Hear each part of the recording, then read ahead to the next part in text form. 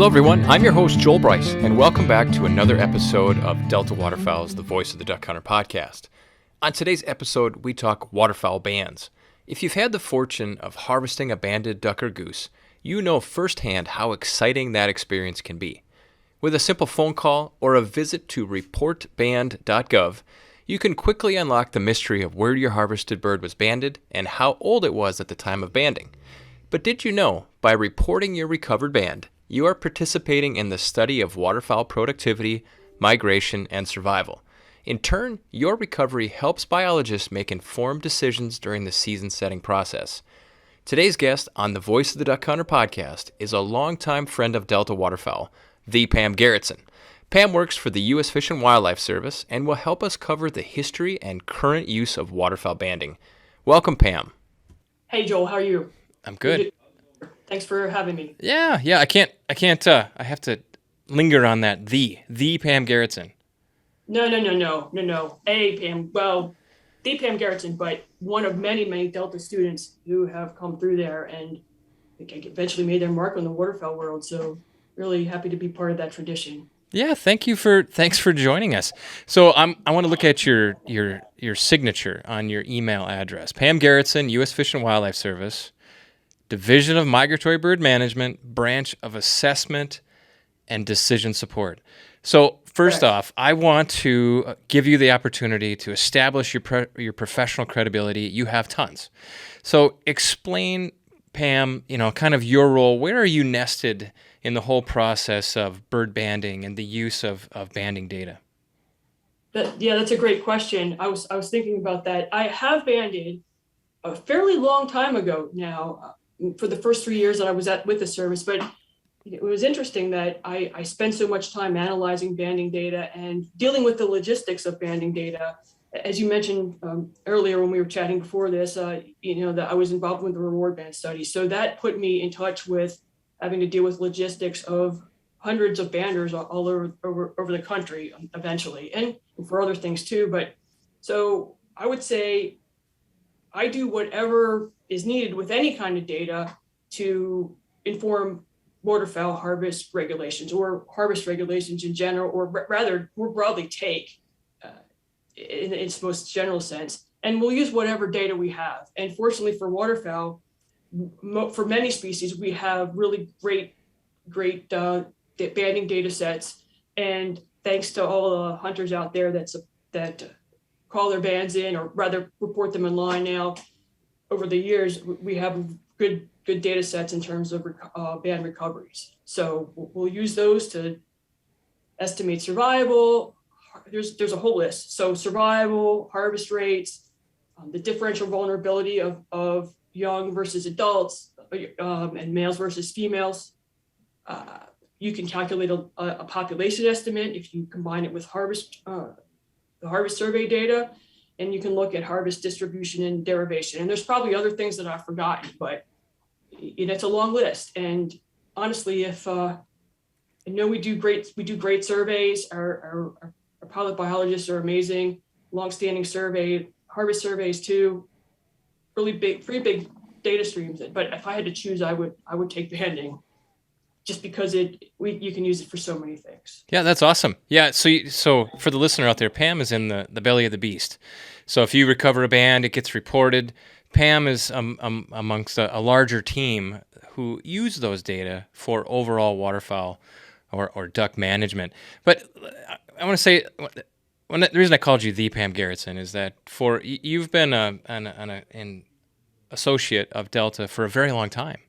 You did the first ever predator management study for Delta Waterfowl, and that was back in 1994?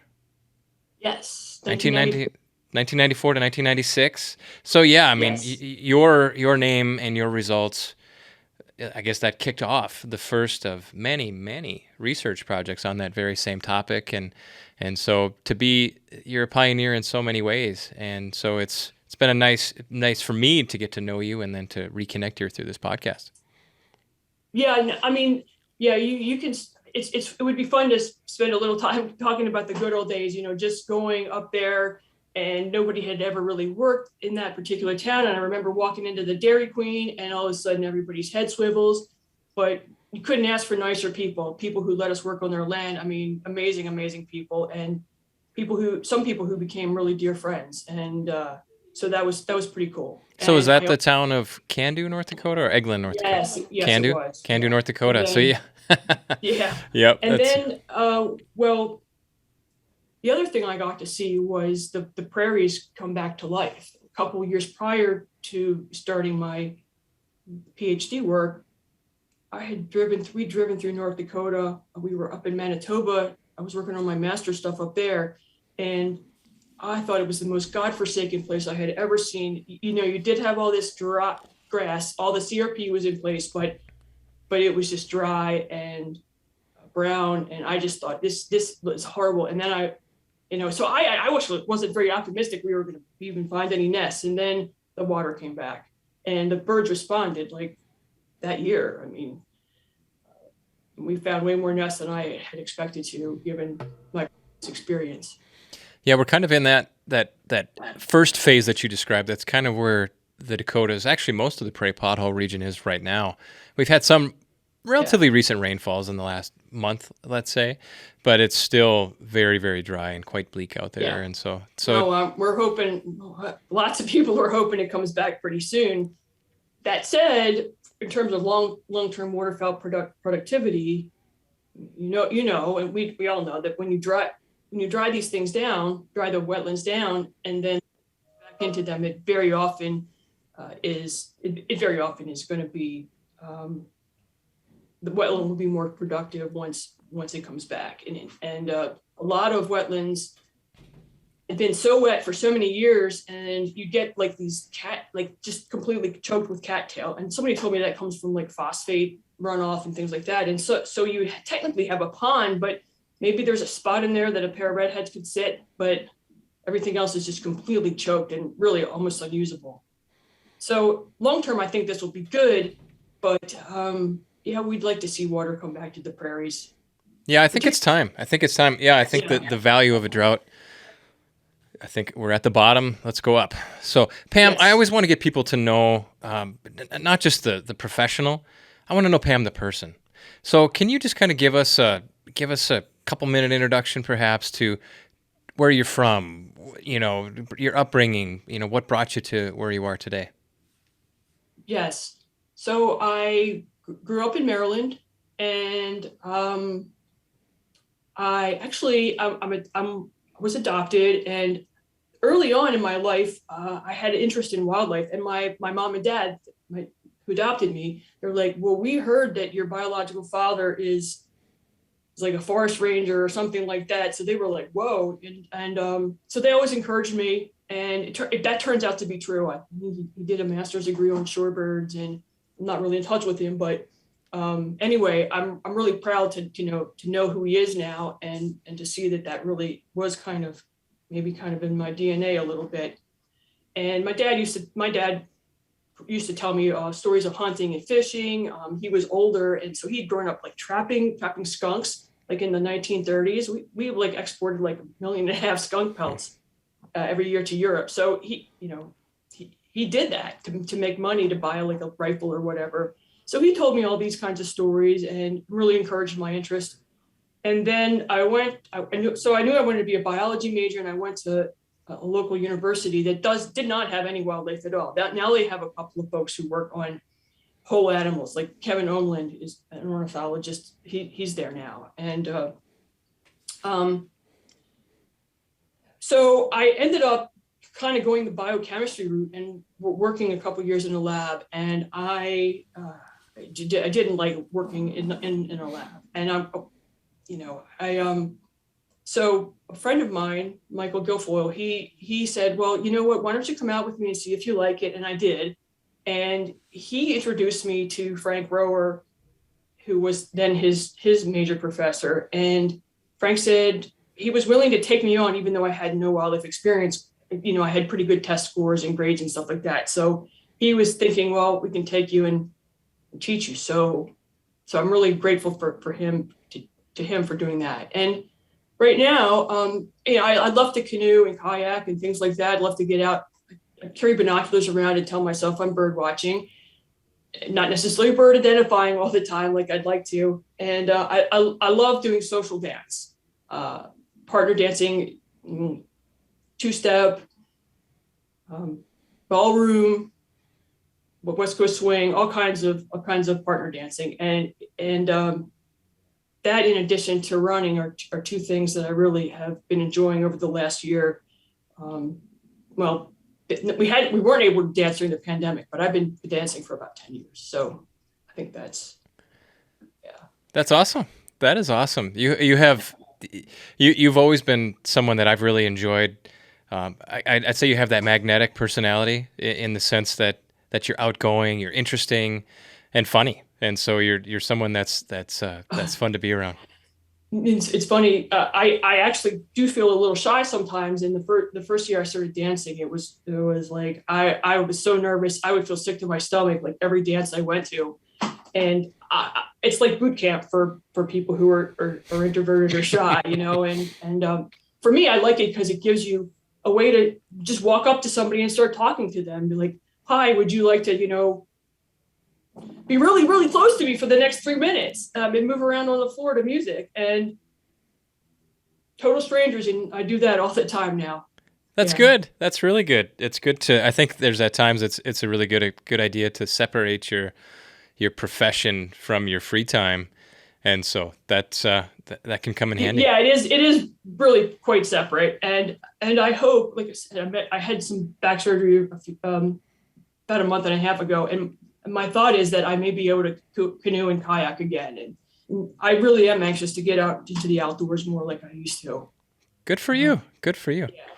Yeah, that's good news. Hey, so thank you so much, Pam, for the introduction and the conversation. But I think it's a good time for us to maybe jump into today's topic. And so, as you know, as well as anyone, Delta calls itself the Duck Hunters Organization. And so when we're talking about banding, we're really focusing in on waterfowl, ducks and geese in particular. Many, many, many other species of birds are obviously banded.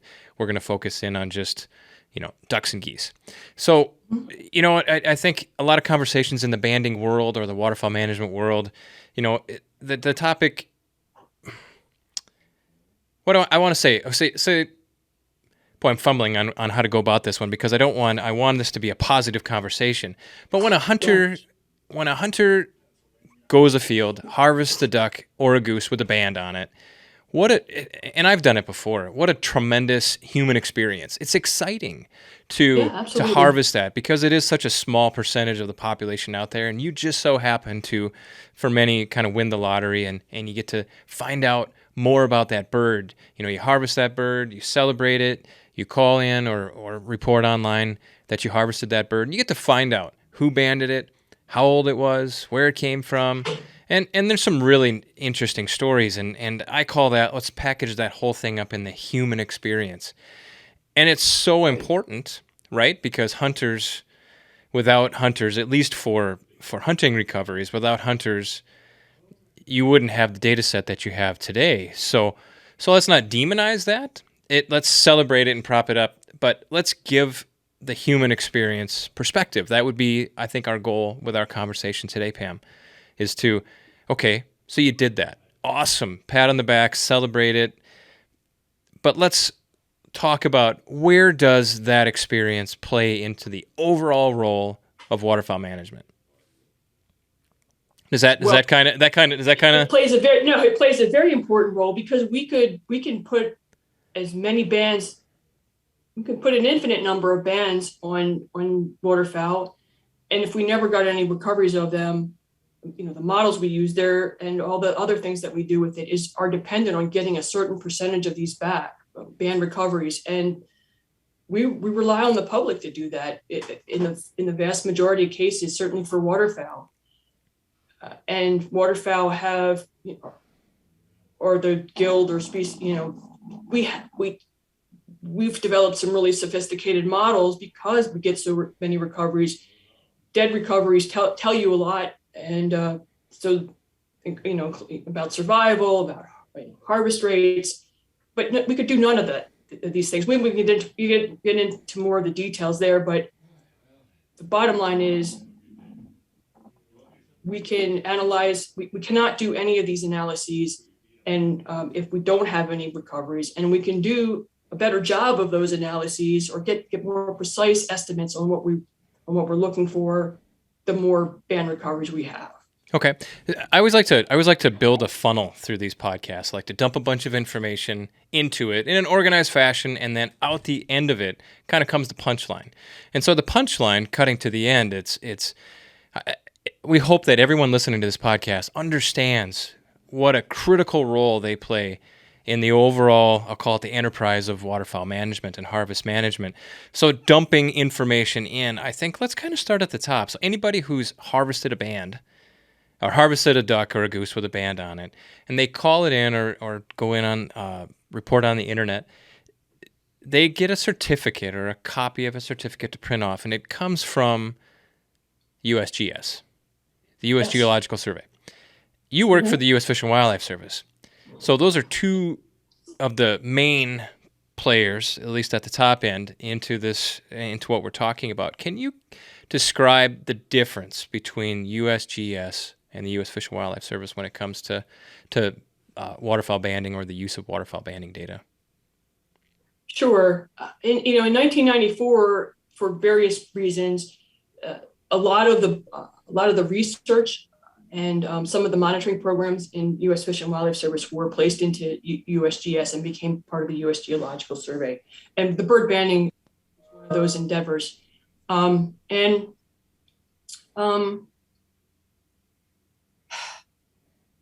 They are responsible for the incredible logistic endeavor that's involved with issuing band permits. So you can't just go out and put bands on birds. You have to have a permit. They will order and deliver bands to people who get their banding permits and want to do projects or management.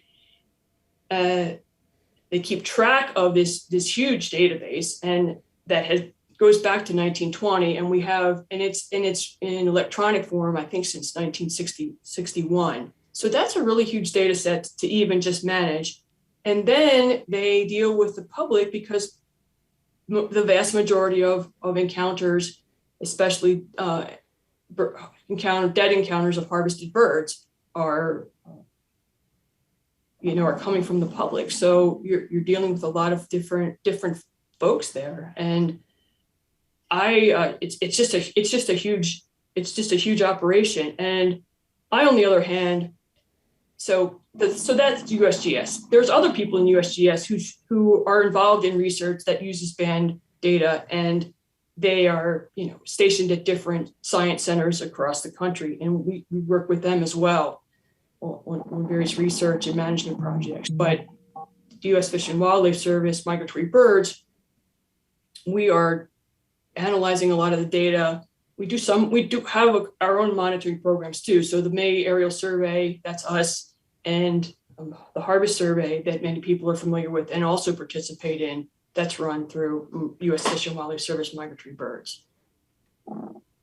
Okay, but then also, so from a banding perspective, though, you use, in combination with those other assessments that you're talking about or surveys you're talking about, band recovery data that's an important ingredient as well.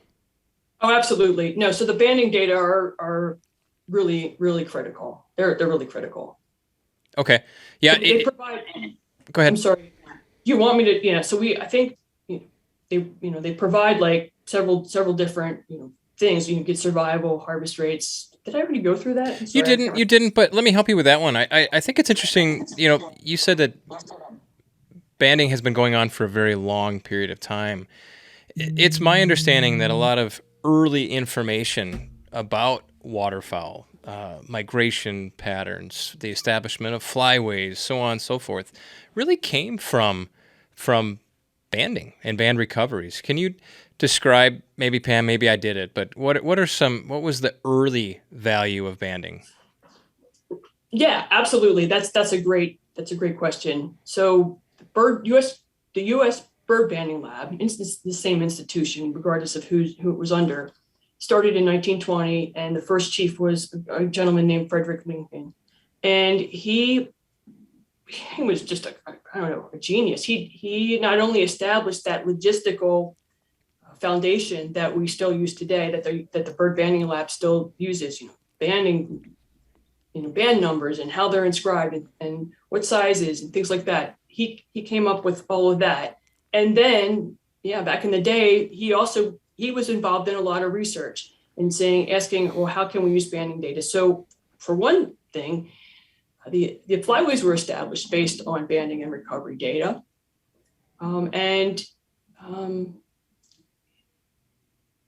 Various, right. So flyways were established that way. And then also you could get the maximum lifespan. So if they still keep track of this. So maybe I think the oldest mallard is like 26 years old or something like that. So they can get an idea of the life history characteristics of various species in a way that they really couldn't before. I mean, you can look at a bird, but how are you going to know how old it is unless you banded it as a juvenile? Yeah, past year 1, you have no idea how old it is. Right. You just know how the minimum age that it is, and it could be older. That's correct. Yeah, big difference between 1 and 27, I can imagine. Yeah. No, that's interesting. So life expectancy, flyway determination, all that kind of stuff. Those are some of the early outcomes of banding. Those are some of the earliest uses, because remember back then they didn't have computers, and so some of the things that we're doing with banding data now do require the use of computers. But they did all kinds of stuff just without that. And you may have heard of something called the Lincoln-Peterson estimate. Mm-hmm. That was a way of estimating population size based on absolute harvest data and harvest rate data. He came up with that idea like in 1935. So just really an incredible person. I was looking at a couple, figures or statistics before we jumped on this podcast, and it really made me think of what a large effort managing banding is. So the one statistic that I saw was that the bird banding labs, the USGS bird banding lab, each year they send out approximately 1 million bands to different banders and across the United States and Canada. And on a typical year, something like 100,000 encounters or recoveries of bands. And so if you look at that, it does make sense that one entire agency, at least, or a laboratory or a branch is handling that. It's between handling permits and tracking those bands and making sure that those data are handled properly. It's quite the experience, and so I could see why it's structured that way. Flipping all the way to today, Pam, let's get into so I think a lot of what early banding efforts revealed, I would imagine, Pam, that we're still looking at those things. We're still looking at have migration patterns shifted, has survivability of individuals declined or increased. So you must still be looking at what I call life history information. Is that true? Yes, to some extent, yes. I mean, yes, and anybody who wants to look at that has all these data at their disposal because of the way that was set up in the past. And just things like range expansion. I'll just give an example. Like black-bellied whistling ducks have expanded their range out of, they used to not really come past like East Texas.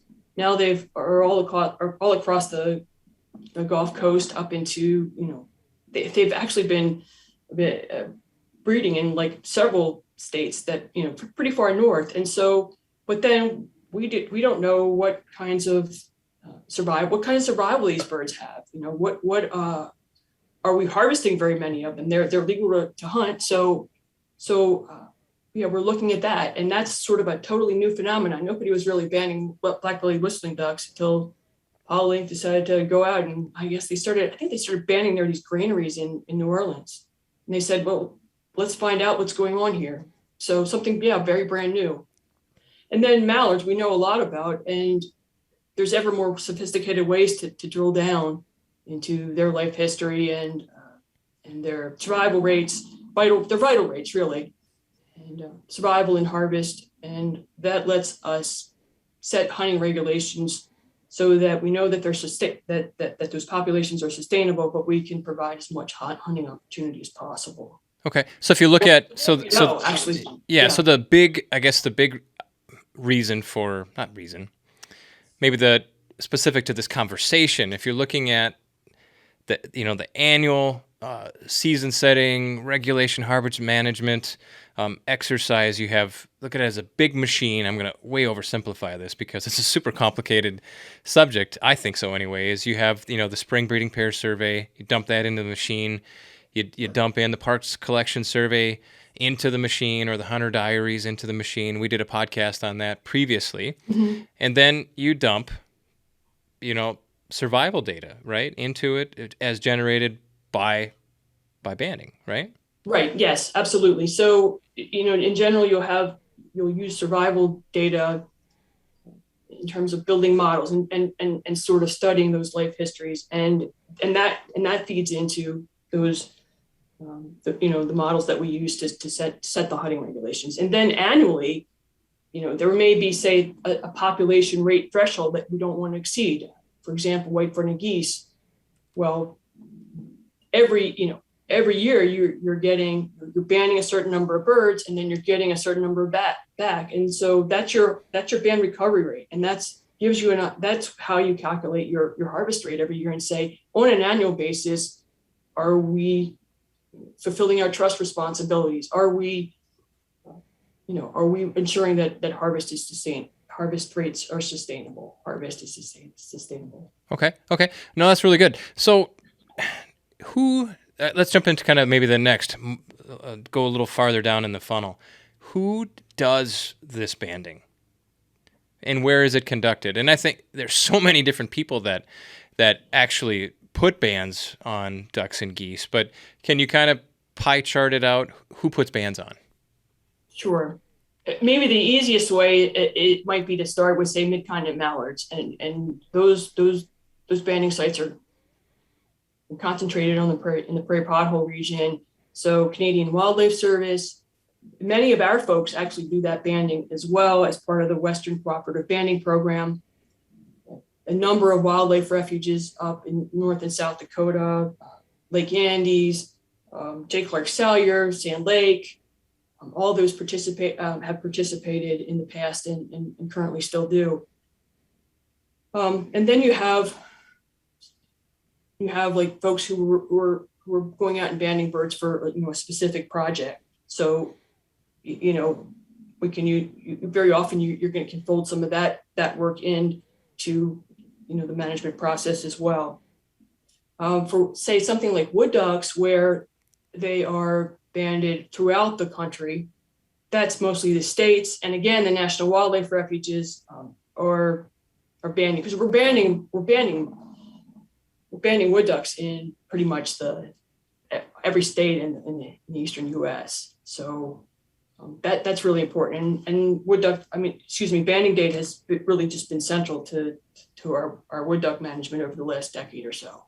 Okay, yeah, I'm trying to give it so big banding efforts, rocket nets, swim-in traps, individual research projects.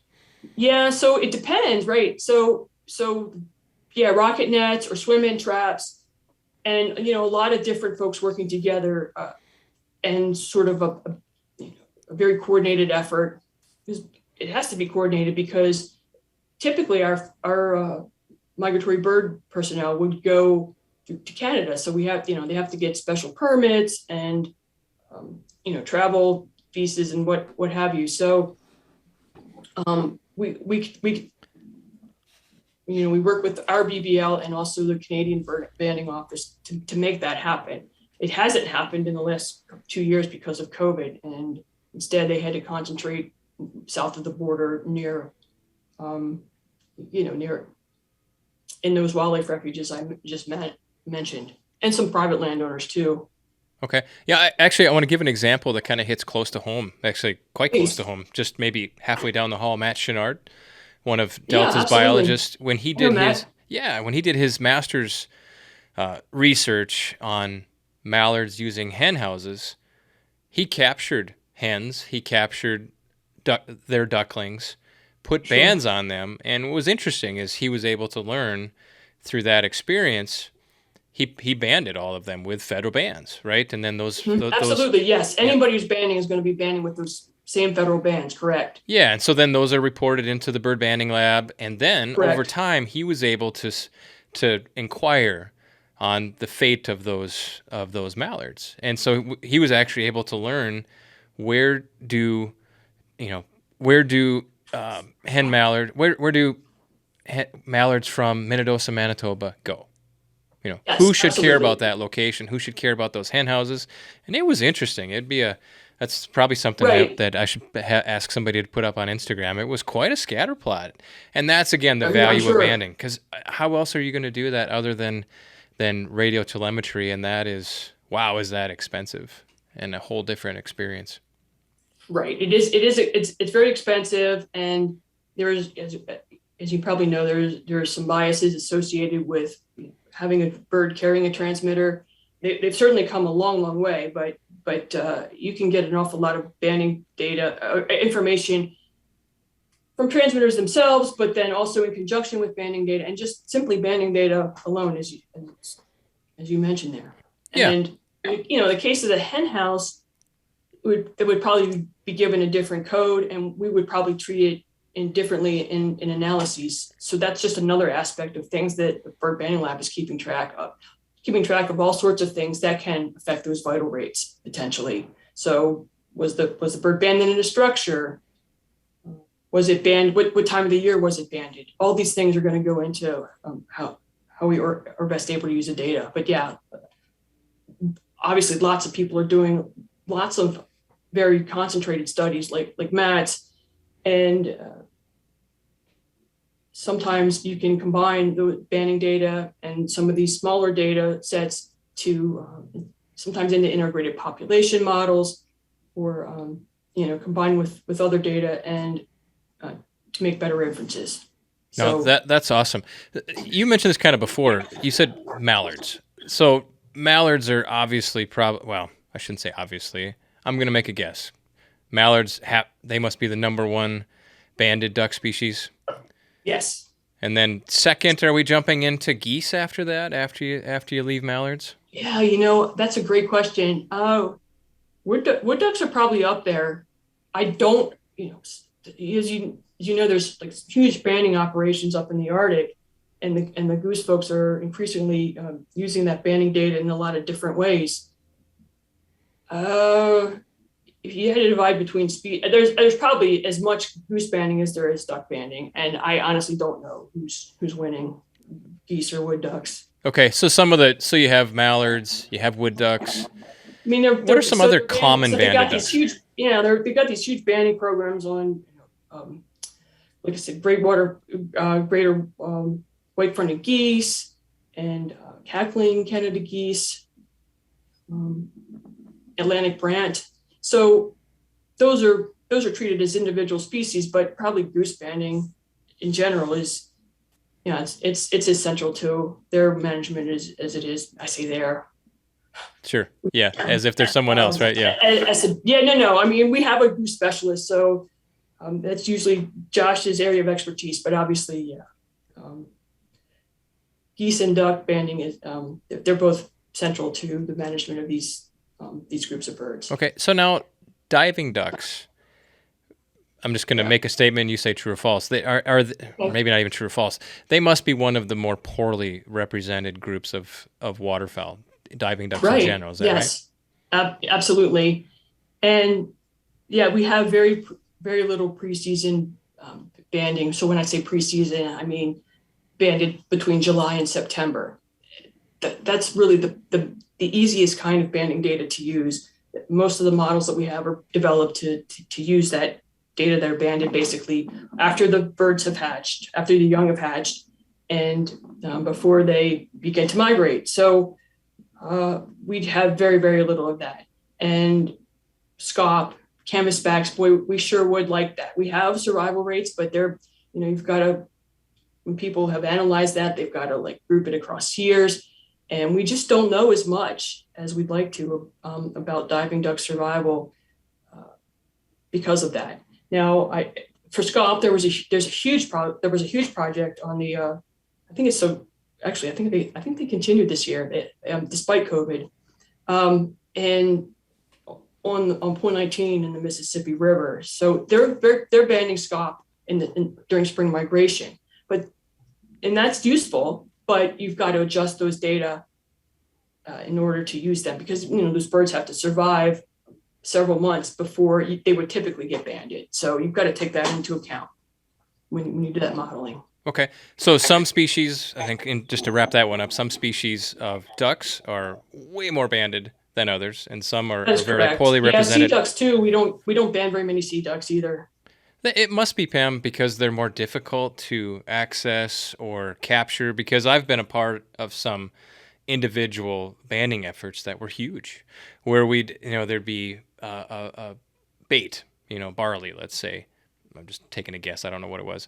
But there'll be a net that is powered by, I guess, a charge that would launch a net over top of it. Yeah. And so you'd catch, I remember some of those captures must have been 300, 400, 500 ducks, mostly mallards, and then a sprinkling of other things. But when you're looking at some of the more poorly represented species, at least in the banding sample, it has to be because there's not one way to mass capture them. Right. If we could get a hold of scaup and canvasbacks preseason, we would. And I think with scaup, I think maybe it's just they don't come on to bait very well. I don't think in the late summer and fall. I'm guessing. I've never banned a scaup, but I just know, if we could get our hands on them, we would. And that's probably where those individual research projects come in handy. Where someone's going to have their hands on a duck for whatever reason, stick a band on it. Yeah, absolutely. And you mean? I'm sorry, Joel. You mean when somebody's doing a research project? Let's say they're putting a transmitter on it. Yeah. They're also they're going to put a band on that bird. They're going to put a band on any control birds that they are. That might not be transmitted. Is that what you mean? Yeah, or if they're going to take a feather sample or a DNA sample or whatever. Yes. If you're handling a live bird, that's a fantastic opportunity. Is it actually even required to put to cooperate and put a band on that individual? No, like if you let's say you were banning a certain species let's say waterfowl, and you were not interested in all the rest of the species that you're capturing, there's no requirement. You could let the others go. Okay. Most people would not do that because they understand how valuable these bandings are, especially for, maybe they get like 3 or 4 scaup at like one of these Western cooperative banding stations, and they'll put the band on it. We have been able to use those tiny number of preseason bandings for scaup along with those bandings at pool 19, and doing the best that we can with the data that we can get. So every band counts, yes, and every recovery counts. Okay, so now let's move into that next one. So we know who manages banding, who uses the data. We talked about who captures them, where they capture them, how they capture them, different types of species. Let's kind of move into data integrity, let's call it. So again, very good information about what went out there, but the information about what comes back into the system, hunter recoveries, let's say, there are problems. I'll just call them problems that can be faced. And one of them is underreporting.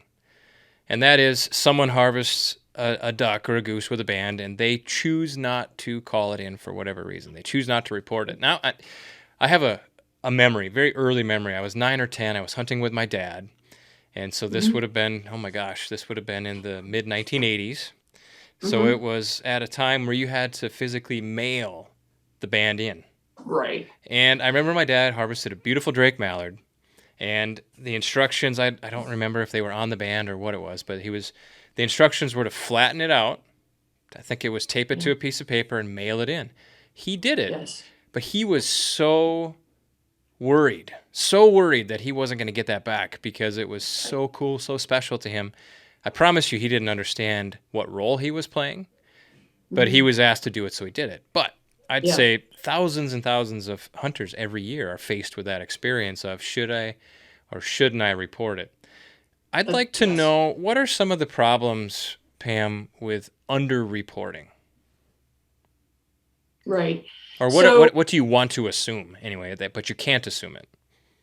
you're right. So we've talked about these band recovery rates. So the number of birds that are recovered divided by the number of bands you put out. Banded birds recovered versus banded birds put out that year or other years. And so that's your direct recovery rate. If everybody who shot a banded bird reported it, we'd be done, and we'd say our band recovery rate is the same thing as our harvest rate. But not everybody reports those bands, as we know, and so we have to come up with a band reporting rate. So the probability that somebody who harvests that and they're looking and there's, what probability of those people who are looking at this bird going, should I turn it in? What probability is it? What's the probability that they're actually going to make the effort and turn it in? Yes. So to put it into simple numbers, let's just say this isn't real, but let's say 100 bands were put out. Correct. 30 Yep. of them were turned in. You'd like to say that 30% of the population was harvested that year.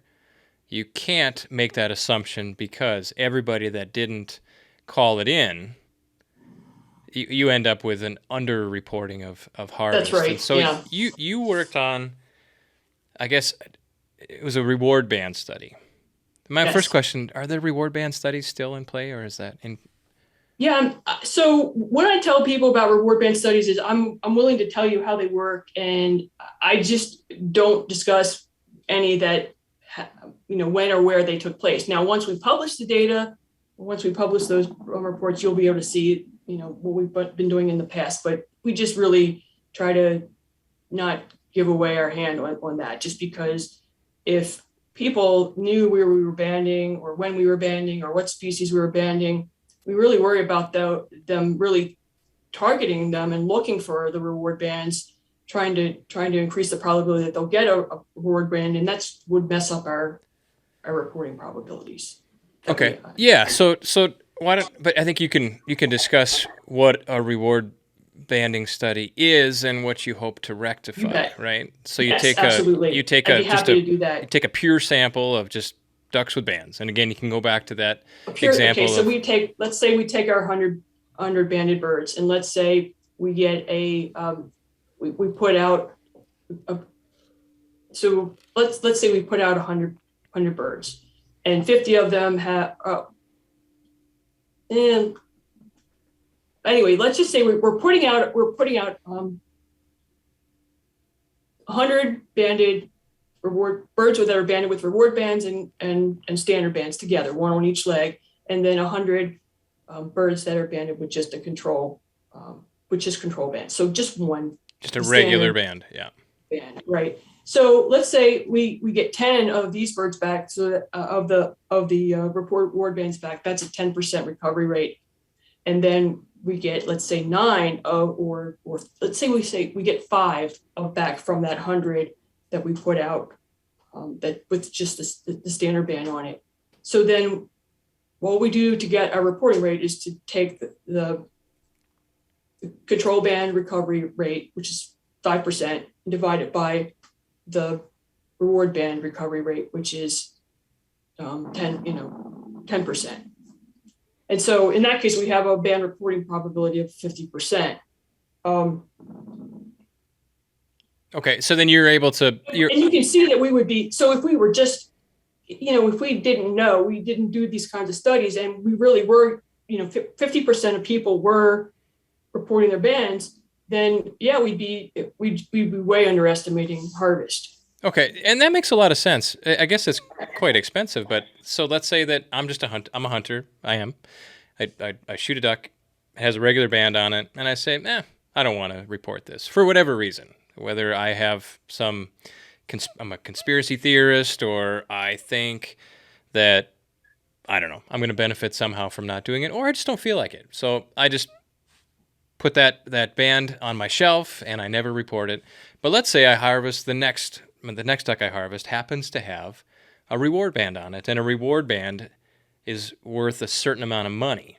And there, I recall that there were different levels.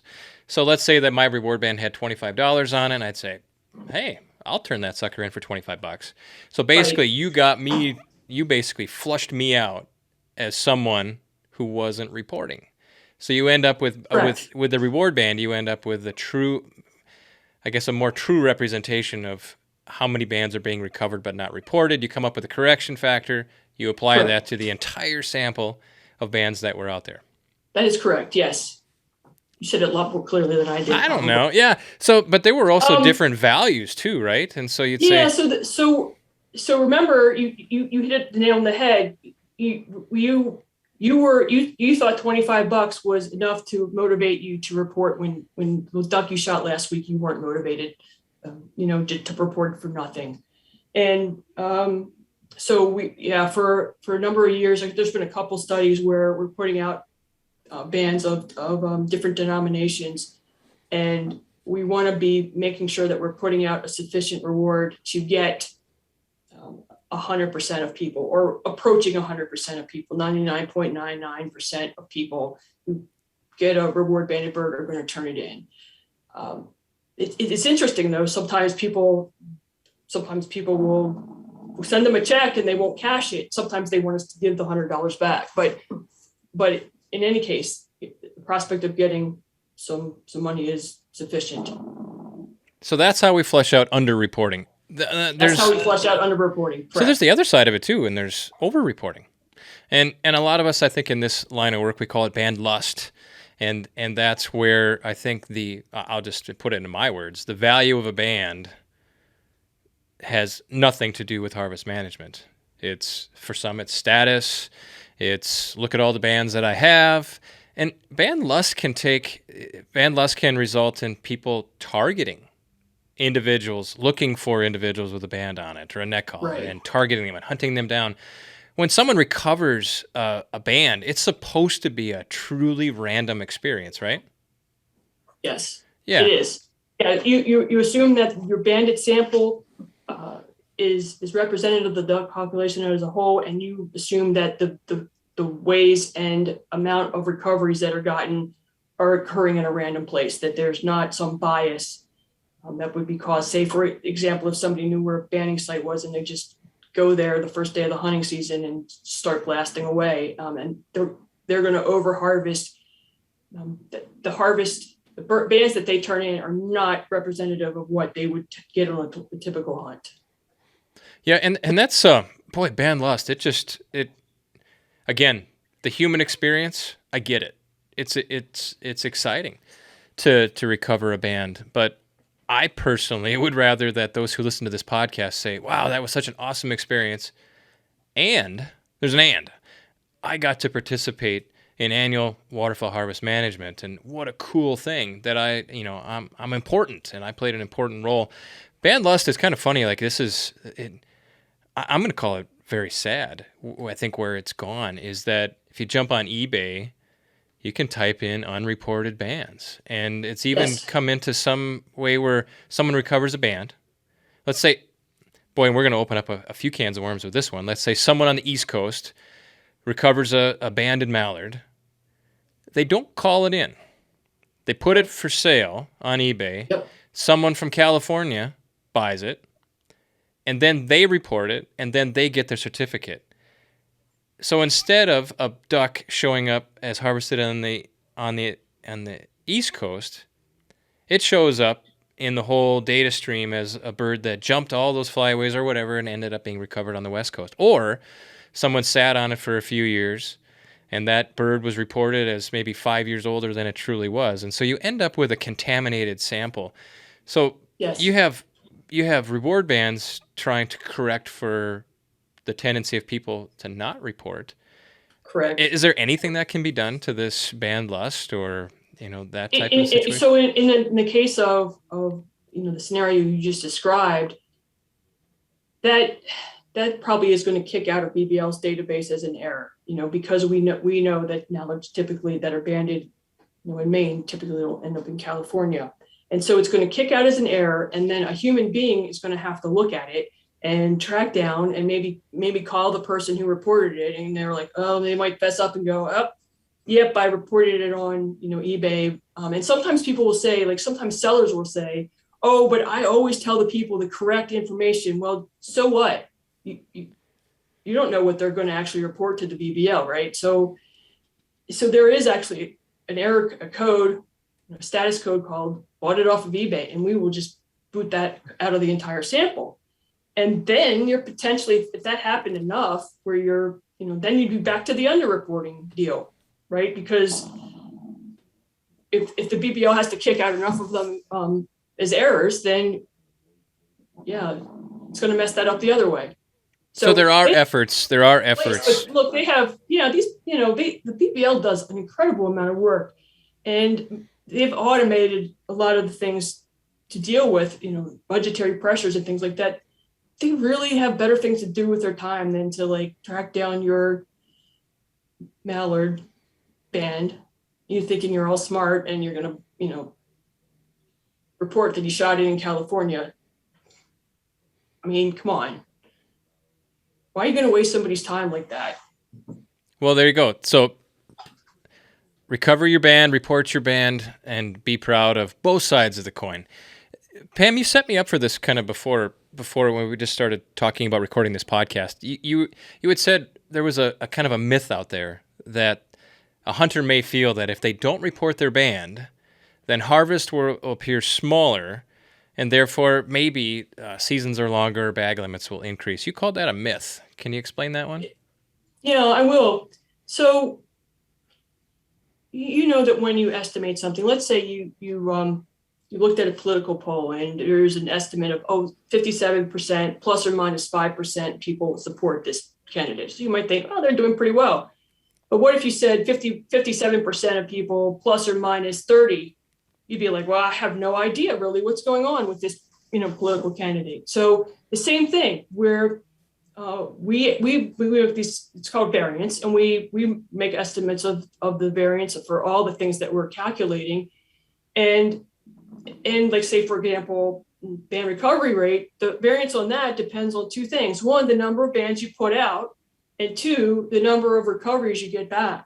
So if you get back fewer of those, then or 1 year you get back, fewer than is really true. And one year you get back, say, more than you think is true. Like people were going out and like really, let's say somebody really did hit on, a bunch of abandoned birds, and they get, you have a situation of over-reporting. Well, we end up with a larger variance around our estimates. So that means we're less sure that, say, the harvest rate on mid-continent mallards is 11%. And I think right now it's actually quite good. The variance is quite narrow. So like, say, 11% plus or minus, I don't know, half a percentage point or a percentage point versus, well, 11% plus or minus like 5%. Well, we're either really underestimating harvest or really overestimating it. The more sure that we are, so we're going to be more conservative with hunting regulations. The less we know, we're going to be more risk averse. Whereas if we really know we feel really confident that we know what's happening with that our estimate is good and it is not biased and it's precise, then we can be less risk averse, and we can have more liberal hunting regulations. So that's why that's a myth. That makes a lot of sense. If you don't, so not only right, if you don't believe in your data set, then you're going to be more conservative in your conclusions.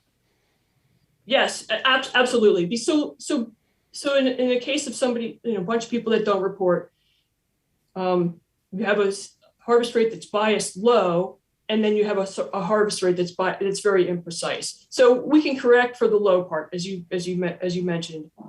But yeah, the people who don't just, it creates what it leads to is an estimate that's low and imprecise, and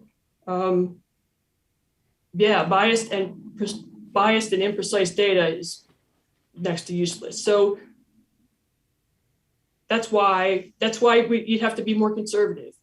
Okay, more information, So that's the opposite of what I think people think. But the more information we have, the less risk averse that we can be with the harvest regulations without worrying that we're going to have the harvest be unsustainable. Okay. Well, that's awesome, Pam. I think we went from beginning to end on this one. I think we didn't really talk about some cool band return stories and things like that, and I think that's some. Yeah, I bet, and I think that's kind of a separate podcast discussion. But what I really wanted people to understand, especially since southern duck hunting season's just kicked off, and there's going to be a huge uptick in band recoveries. Absolutely. Anybody listening to this, please, enjoy that experience, celebrate that experience, but, in equal measures, do your part, report your information, report it factually, timely, accurately, and just be proud. Be proud that you played a role in annual harvest management. Oh, and you have in advance my thanks and the thanks of many waterfowl managers across the country. When you report that band, you allow us to take better care, manage the birds better, and that's really what it's all about. We want to make sure that you can harvest waterfowl and have that harvest be sustainable. And that's the more band recovery we get, the more accurately that you report that information, the better we can do that. Yeah, and you never know what cool story. I mean, I think everybody that's recovered a band as a hunter has a cool, I don't know. My cool story, I remember I was hunting in north central North Dakota, a town called Maddock. I was actually driving across North Dakota. There was this huge mallard field going on, and I don't know where I was going, but I had my shotgun in the truck. I wasn't hunting per se, and I thought, I have enough time to see if I can sneak in close enough to this flock of mallards, because they were trading between a field and a pond, and I snuck in my good clothes, and that this huge field of mallards, or flock of mallards, came close enough so I could pick one mallard out of this flock of several thousand mallards. It made a clean harvest, recovered that bird, had a band on it. And I'm like, wow, what are the odds that of all those birds, I grabbed that one that had a band on it? I called it in, and it had been banded in Phoenix, New York, 2 or 3 years prior. Okay. So it shifted, flyways, and it was really cool. And it was a male, right? Yeah. It was probably a male. Which makes sense, yeah. Because we know that they're not as philopatric as females, so they're going to return to their natal area as true as females do. Yeah. So for no other reason, you never really know. Cool though, right? Yeah. What do your clothes look like at the end of all this? Pretty brown, and but that's pretty typical. I'm not the sharpest dresser, in the office here, so that's. Oh, so you didn't have a suit on? Oh no, I don't think I don't own a suit, and I'm glad for that. So. Okay. But anyway, yeah, well, awesome. Well, hey, Pam, thanks a lot. I'd love to have you on another time for another discussion. For those, we're not going to give away Pam's contact information, other than, as this podcast has a dedicated email address, podcast@deltawaterfowl.org. And if anyone has questions for Pam, questions for me, ideas for future podcasts, you name it, podcast@deltawaterfowl.org. I will pass, your questions to Pam, and then Pam can reach back out to you as she's available. Does that sound good, Pam? That sounds great. I'd be happy to answer any questions folks have, and really appreciate people's interest. Awesome. Pam, you're a great guest, articulate, intelligent, and I hope your back allows you to get back out in the kayak and canoe, and if COVID willing, get back out there and dance. Yeah. Okay. All right, Pam. You take care, and thanks again. You take care. Bye-bye. See ya.